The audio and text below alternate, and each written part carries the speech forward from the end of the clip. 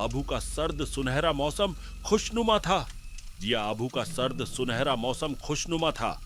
जिया गुलशन की मां सुल्तान और उनकी खातून एक साथ एक ही कार में आबू निकले थे। जब पहुंचे शाम के 4 बज रहे थे। सुल्तान का ड्राइवर उसके कहने से किसी की गाड़ी ले आया था। तत्पश्चात वह लोग बिना समय गंवाए निकल पड़े थे। ड्राइवर इकबाल ने पूछा भी था, आखिर अचानक ऐसी क्या बात हो गई? सुल्तान भाई, जो आनन फानन में आबू जाना है। सुल्तान ने उसे सारी बात से अवगत कराया। फिर इकबाल चुप हो गया था। परिस्थिति की गंभीरता को वो समझ गया था। माउंट आबू का ये इलाका खुशनुमा वादियों और ऊंची पहाड़ियों के लिए दुनिया भर में मशहूर है। बहुत सी रहस्यमयी बातों से आज भी इस प्रदेश को जानने वाला खौफ खाया रहता है। करीब ही माउंट एवरेस्ट है। माउंट एवरेस्ट पर चढ़ने और उसकी ऊंचाई से तालमेल बिठाने में लोगों को लगभग 40 दिन लग जाते हैं। यहाँ हवा की रफ्तार 321 किलोमीटर प्रति घंटे तक पहुंच सकती है और यहाँ का तापमान 9.00 डिग्री फ़ारेनहाइट तक जा सकता है। लगभग 280 लोग अब तक माउंट एवरेस्ट पर जान गंवा चुके हैं। यह एक 150 शरीरों की खुली कब्रगाह है। अब तक 4000 से अधिक लोग एवरेस्ट पर चढ़ने की कोशिश कर चुके हैं। हर 10 में से एक शख्स जो इसकी ऊंचाई तक पहुंचता है, वो वापस बेस कैंप तक नहीं पहुंच पाता।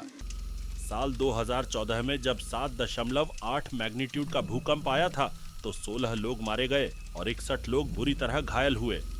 यहाँ एक छोटा और डरावना जंपिंग मकड़ा रहता है। ये 22,000 फीट की ऊंचाई पर देखा जा सकता है। यहाँ से गुजरते वक्त ड्राइवर के दिमाग में ये सारी बातें आ गई। वह सबके साथ ये बात पर शेयर करना चाहता था, पर हालात ऐसे न थे। सुल्तान ने बताया, घूमने निकले खलील और गुलशन को एक्सीडेंट हुआ है। खलील को यहाँ आबू महावीर हॉस्पिटल में भर्ती करवा दिया गया है। सबके मन उखड़े हुए थे, इसीलिए ड्राइवर चुप था। वह जल्द से जल्द गाड़ी को हॉस्पिटल पहुंचाना चाहता था। चारों उसे कितनी बार पूछ चुके थे, अब कितनी देरी है? जिया ने गूगल मैप से 1-2 बार देख भी लिया कि कहां तक जाना है। आबू पहुंच गए तो मन जल्द से जल्द खलील से मिलने बेताब हुआ जा रहा था। खलील से रूहानी रिश्ता था, अपने पहले प्यार का रिश्ता, जिसके साथ वह जिंदगी गुजार देना करना चाहती थी। पर किस्मत को कुछ और ही मंजूर था। खलील की जिंदगी गुलशन से जुड़कर एक बड़ी आंधी को आह्वान दे चुकी थी। सब किस्मत का लेखा जोखा है। किस्मत की लेखनी को कोई टाल नहीं सकता। आज मन बहुत उदास था उसका। जिसको अपनी जान से अजीज समझा था, उसे तन और मन से जख्मी हुए वह देख पाएगी? खुद को संभाल पाएगी? मन उलझ गया था। वह नहीं चाहती थी कि आज भी उसका दिल खलील की ओर झुका हुआ है। इस बात का खलील को एहसास भी हो। वैसे भी उसने जानबूझकर ही अपनी दोहरी जिंदगी अपनाई थी। अमन से शादी करके वो अपने आप को उससे दूर कर लेना चाहती थी, क्योंकि नहीं चाहती थी उसका प्रेम खलील और गुलशन की खुशियों में कभी भी विघ्न बनकर आड़े आए। उसकी आंखें बेजान सी हो गई थीं। वो भीतर से टूटकर रो रही थी, मगर चाहकर भी खलील के पेरेंट्स के सामने रो नहीं सकती थी। खलील जख्मी हुआ है, ये सुनकर उसके अम्मी अब्बा विचलित जरूर हुए थे, पर चिंताग्रस्त नहीं थे जितनी कि गुलशन की मां डिस्टर्ब थी। वो बहुत रो रही थी। उनकी चीखें रूह को चीर रही थी। उनके मुख से निकलने वाला एक एक लफ्ज आर्तनाद था। मेरी बच्ची कहाँ हो तुम? मुझे छोड़कर कहाँ चली गई? तुम्हें देख देख कर तो जी रही थी मैं। अब क्या होगा मेरा? उसका आक्रंद दिल दहलाने वाला था। जिया और सुल्तान ने हौसला बंधाया। वह जहां कहीं भी होंगी उसे ढूंढ निकालेंगे। कंट्रोल योरसेल्फ आंटी जी। उनके चेहरे पर जिया ने डर देखा। उनके आंसुओं के पीछे सहमी हुई शख्सियत जो किसी बात को लेकर बहुत परेशान थी। फिलहाल जिया ने वक्त की नजाकत देखकर चुप रहना मुनासिब समझा। शहर के बीच सेंटर में महावीर हॉस्पिटल की 4 मंजिला इमारत की पार्किंग में इकबाल ने गाड़ी पार्क की। रिसेप्शनिस्ट से पता लगाकर सुल्तान के साथ सभी सेकंड फ्लोर के एक बड़े से ओपीडी वार्ड में दाखिल हुए। कॉर्नर वाली एक बेड पर खलील सोया हुआ था। करीब जाकर खलील की अम्मी ने उसके माथे पर हाथ रखा। आंखें खोलते ही खलील ने अपनी मां को सामने पाकर उन्हें अपने गले से लगा लिया। फिर वह बहुत रोया। उसके कंधों पर हाथ रखकर सुल्तान ने उसे आश्वासन दिया। उसकी भीगी झार झार आंखों में जिया का चेहरा नजर आया। वह चेहरा जिसकी आंखों में प्यार के अलावा कुछ नहीं था। उसकी आंखें बोल रही थीं, होंठ कांप रहे थे, चुप रहकर भी वो कितने सारे राज खोल रही थी। खलील ने उस रात हुए हादसे के बारे में सबको बताया। तभी एक वार्ड बॉय आकर सुल्तान से मुखातिब हुआ। सर जी, आपसे इस पे तावड़े मिलना चाहते हैं, सामने वेटिंग रूम में चले जाइए। सुल्तान के पीछे जिया भी भागी। वो जानना चाहती थी पुलिस इस हादसे के बारे में क्या सोच रही है। तावड़े वेटिंग रूम में कतार से लगी कुर्सी में से एक पर गंभीर मुद्रा में बैठा था। सुल्तान को देखते ही उसकी आंखों में गजब की चमक उभर आई। आइए, आप खलील के पिता हैं ना? हाँ, वो मेरा बच्चा है। सुल्तान और जिया तावड़े की बगल में बैठे। किस मनहूस घड़ी में ये लोग घूमने निकले थे यार, मेरा दिमाग खराब हो गया है। तावड़े की चीड़ उसके लफ्जों में सुनाई दे रही थी। अगर टीवी न्यूज़ देखते हो तो आबू के आसपास हुई वारदातों के बारे में पता ही होगा। यहाँ पर हुए मर्डर के किस्से कुछ दिन से सुर्खियों में है। अच्छा, मैंने तो ऐसा कुछ नहीं सुना। वैसे भी टीवी मैं कम देखता हूँ। किसका मर्डर हुआ है और उससे मेरे बच्चों से क्या तालमेल है? मैंने कहा ना सुल्तान। सर, मेरा दिमाग इसी क्वेश्चन मार्क को लेकर घुमा हुआ है। कार में से आपकी बहू गुलशन का फोन बरामद हुआ है। उस पर लास्ट कॉल शायद आपकी थी, है ना? तावड़े जिया पर नजरें गड़ा दी। मैं जान सकता हूँ आखिर उस वक्त आपकी क्या बातें हुई उनसे? जो भी हो सच सच बताना, क्योंकि मेरा दिमाग पहले से घूमा हुआ है। अब गोल गोल घूमना मेरी सेहत के लिए ठीक नहीं। ठंडे कलेजे से तावड़े ने अपनी अकड़ दिखाई। 2 पल के लिए जिया परेशान नजर आई, क्योंकि वो बात को बताना नहीं चाहती थी। क्या बातें हुई वह बताने में मुझे कोई हर्ज नहीं है, मगर सर, मुझे लगता है शायद उस बात पर आपको भी यकीन ना हो, इसलिए जरा हिचकिचाहट हुई। किस बात पर यकीन करना और किस बात पर नहीं, वह में मेरा मैटर है। आप शुरू हो जाओ। तावड़े ने खुलासा किया। सुल्तान भी बड़ी हैरानी से जिया को देख रहा था। उलझ गया था वह कि आखिर जिया किस बात को लेकर परेशान थी। दरअसल मुझे कल रात को एक बहुत ही डरावना ख्वाब आया था। अच्छा, वो कैसा ख्वाब बता सकती हो? मैं रात के वक्त घने जंगलों के बीच फंस गई हो। मौसम बहुत खराब है और तभी एक बच्चे को देखती हूँ जो शक्ल सूरत से काफी डरावना था। दूर से किसी लड़की की आवाज सुनाई देती है। बच्चा उसी दिशा में भाग जाता है। मैं भी उसके पीछे लग जाती हूँ। फिर एक पेड़ के पीछे छुपकर मैंने जो नजारा देखा वह काफी भयावह था। वह बच्चा ताजी बनी हुई कब्र की मिट्टी उड़े रहा था। उसमें से एक लड़की की लाश निकालकर उसके चेहरे का मांस नोच नोच कर खाता है। तभी मेरी आंख खुल जाती है। ख्वाब के बारे में मैं अपने पति को बताती हूँ, क्योंकि पहले भी मेरे ख्वाब को सच का सामना करना पड़ा था। मैं काफी डर गई थी, इसलिए खलील और गुलशन को फोन करके वापस आ जाने को कहा था। ओके, और कुछ बताना चाहती हो? जान सकता हूँ तुम खलील और गुलशन को कैसे जानती थी? हम एक ही कॉलेज में पढ़े हैं और एक दूसरे के फ्रेंड है sir. Good, thanks for help me. चक्कर कुछ बड़ा है सुल्तान भाई, क्योंकि यह मात्र एक्सीडेंट का मामला नहीं है। जिस रोज यह हादसा हुआ था, मेरे सर वारिस खान को किसी लेडी ने फोन करके सुबह सुबह बुलाया था। फिर उनकी मेरे फोन पर कॉल आती है। वह काफी घबराए हुए थे। बता रहे थे कि वहां 2 से 3 मर्डर हो गए हैं और कुछ है जो उनकी समझ में नहीं आ रहा। उनकी जान को भी खतरा है। मैं इस घटना से पहले इन सब बातों में नहीं मानता था, पर अब लगता है कुछ तो है जो पहले से मौजूद है। फिर जब वारिस खान की लाश को मैंने देखा तो यकीन हो गया है कि गड़बड़ जरूर है। कोई ऐसी बात है जिसके तह तक जाकर पता लगाना काफी मुश्किल है। सर, मैं वह जगह देखना चाहती हूँ जहां वारिस खान की मौत हुई है, जहां यह कार एक्सीडेंट हुआ है। ठीक है, चलो, क्या आप भी आना चाहेंगे सुल्तान साहब? यस सर, क्योंकि मुझे लगता है जिया गुलशन को ढूंढने जा रही है और उसके साथ मेरा होना काफी आवश्यक है। ठीक है, फिर चलो मैं गाड़ी निकालता हूँ। सुल्तान अपने बेगम को खलील को संभालना, इतना बोलकर बाहर निकल गया। जिया सुल्तान के पीछे तावड़े की पुलिस जीप में सवार होकर गई। तावड़े ने गाड़ी जंगल की ओर भगाई।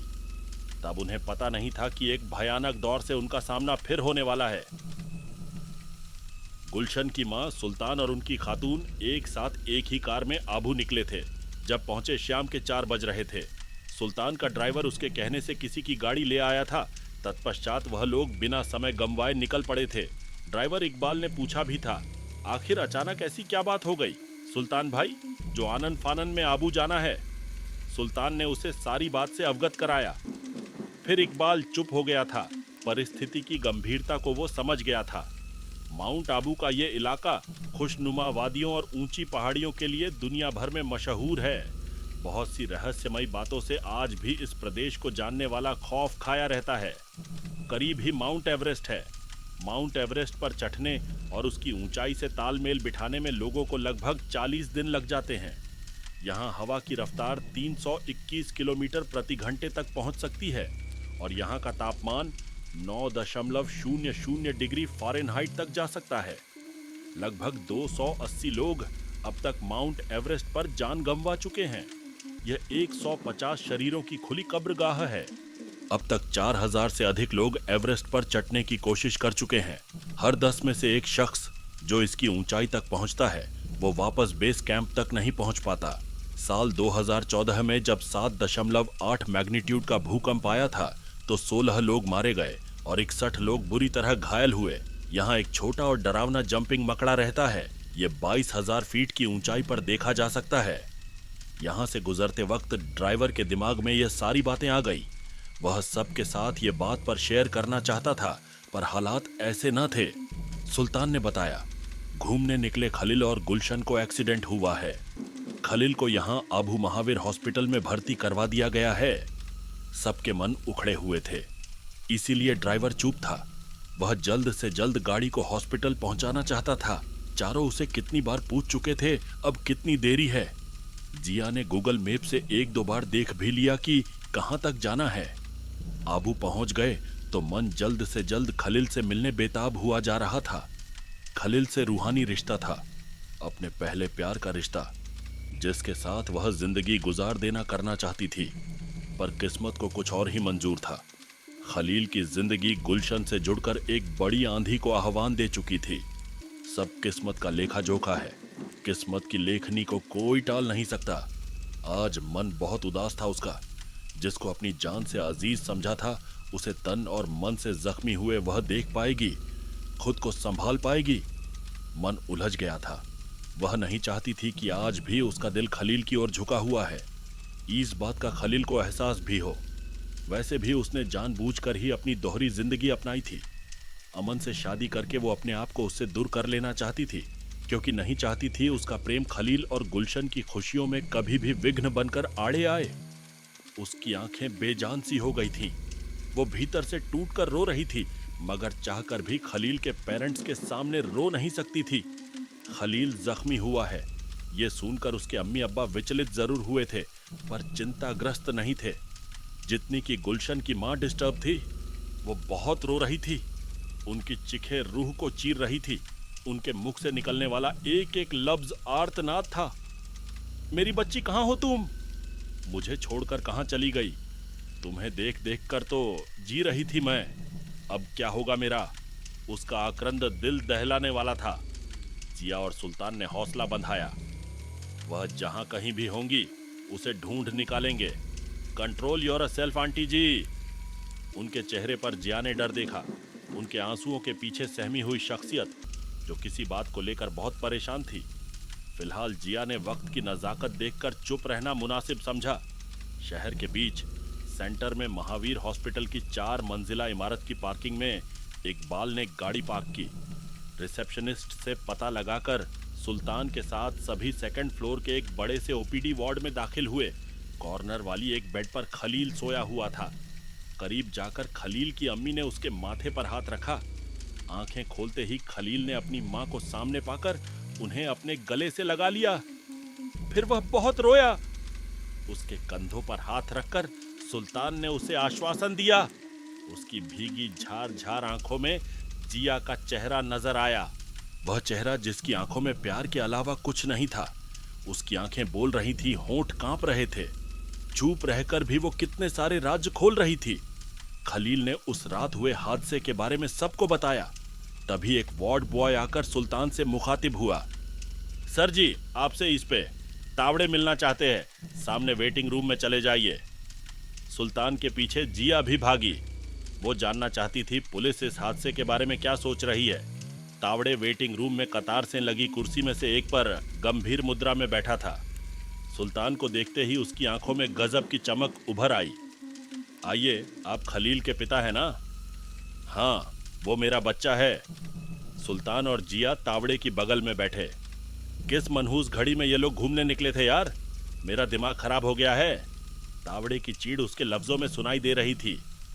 अगर टीवी न्यूज़ देखते हो तो आबू के आसपास हुई वारदातों के बारे में पता ही होगा। यहाँ पर हुए मर्डर के किस्से कुछ दिन से सुर्खियों में है। अच्छा, मैंने तो ऐसा कुछ नहीं सुना। वैसे भी टीवी मैं कम देखता हूँ। किसका मर्डर हुआ है और उससे मेरे बच्चों से क्या तालमेल है? मैंने कहा ना सुल्तान। सर, मेरा दिमाग इसी क्वेश्चन मार्क को लेकर घुमा हुआ है। कार में से आपकी बहू गुलशन का फोन बरामद हुआ है। उस पर लास्ट कॉल शायद आपकी थी, है ना? तावड़े जिया पर नजरें गड़ा दी। मैं जान सकता हूँ आखिर उस वक्त आपकी क्या बातें हुई उनसे। जो भी हो सच सच बताना, क्योंकि मेरा दिमाग पहले से घूमा हुआ है। अब गोल गोल घूमना मेरी सेहत के लिए ठीक नहीं। ठंडे कलेजे से तावड़े ने अपनी अकड़ दिखाई। 2 पल के लिए जिया परेशान नजर आई, क्योंकि वो बात को बताना नहीं चाहती थी। क्या बातें हुई वह बताने में मुझे कोई हर्ज नहीं है, मगर सर, मुझे लगता है शायद उस बात पर आपको भी यकीन ना हो, इसलिए जरा हिचकिचाहट हुई। किस बात पर यकीन करना और किस बात पर नहीं, वह मेरा मैटर है। आप शुरू हो जाओ, तावड़े ने खुलासा किया। सुल्तान भी बड़ी हैरानी से जिया को देख रहा था। उलझ गया था वह कि आखिर जिया किस बात को लेकर परेशान थी। दरअसल मुझे कल रात को एक बहुत ही डरावना ख्वाब आया था। अच्छा, वो कैसा ख्वाब बता सकती हो? मैं रात के वक्त घने जंगलों के बीच फंस गई हो। मौसम बहुत खराब है और तभी एक बच्चे को देखती हूँ जो शक्ल सूरत से काफी डरावना था। दूर से किसी लड़की की आवाज सुनाई देती है। बच्चा उसी दिशा में भाग जाता है। मैं भी उसके पीछे लग जाती हूँ। फिर एक पेड़ के पीछे छुपकर मैंने जो नजारा देखा वह काफी भयावह था। वह बच्चा ताजी बनी हुई कब्र की मिट्टी उड़े रहा था। उसमें से एक लड़की की लाश निकालकर उसके चेहरे का मांस नोच नोच कर खाता है। तभी मेरी आंख खुल जाती है। ख्वाब के बारे में मैं अपने पति को बताती हूँ, क्योंकि पहले भी मेरे ख्वाब को सच का सामना करना पड़ा था। मैं काफी डर गई थी, इसीलिए खलील और गुलशन को फोन करके वापस आ जाने को कहा था। ओके, और कुछ बताना चाहती हो? जान सकता हूं तुम खलील और गुलशन को कैसे जानती थी? हम एक ही कॉलेज में पढ़े हैं और एक दूसरे के फ्रेंड हैं sir. Good, thanks for help me. चक्कर कुछ बड़ा है सुल्तान भाई, क्योंकि यह मात्र एक्सीडेंट का मामला नहीं है। जिस रोज यह हादसा हुआ था, मेरे सर वारिस खान को किसी लेडी ने फोन करके सुबह सुबह बुलाया था। फिर उनकी मेरे फोन पर कॉल आती है। वह काफी घबराए हुए थे। बता रहे थे कि वहां 2 से 3 मर्डर हो गए हैं और कुछ है जो उनकी समझ में नहीं आ रहा। उनकी जान को भी खतरा है। मैं इस घटना से पहले इन सब बातों में नहीं मानता था, पर अब लगता है कुछ तो है जो पहले से मौजूद है। फिर जब वारिस खान की लाश को मैंने देखा तो यकीन हो गया है कि गड़बड़ जरूर है। कोई ऐसी बात है जिसके तह तक जाकर पता लगाना काफी मुश्किल है। सर, मैं वह जगह देखना चाहती हूँ जहां वारिस खान की मौत हुई है, जहां यह कार एक्सीडेंट हुआ है। ठीक है, चलो। क्या आप भी आना चाहेंगे सुल्तान साहब? यस सर, क्योंकि मुझे लगता है जिया गुलशन को ढूंढने जा रही है और उसके साथ मेरा होना काफी आवश्यक है। ठीक है, फिर चलो, मैं गाड़ी निकालता हूँ। सुल्तान अपने बेगम को खलील को संभालना इतना बोलकर बाहर निकल गया। जिया सुल्तान के पीछे तावड़े की पुलिस जीप में सवार होकर गई। तावड़े ने गाड़ी जंगल की ओर भगाई। तब उन्हें पता नहीं था कि एक भयानक दौर से उनका सामना फिर होने वाला है। आगे जानने के लिए सुनते रहे और अपने दोस्तों के साथ शेयर करें, कमेंट करके अपनी राय बताएं और हमारे चैनल को सब्सक्राइब करना न भूलें। धन्यवाद।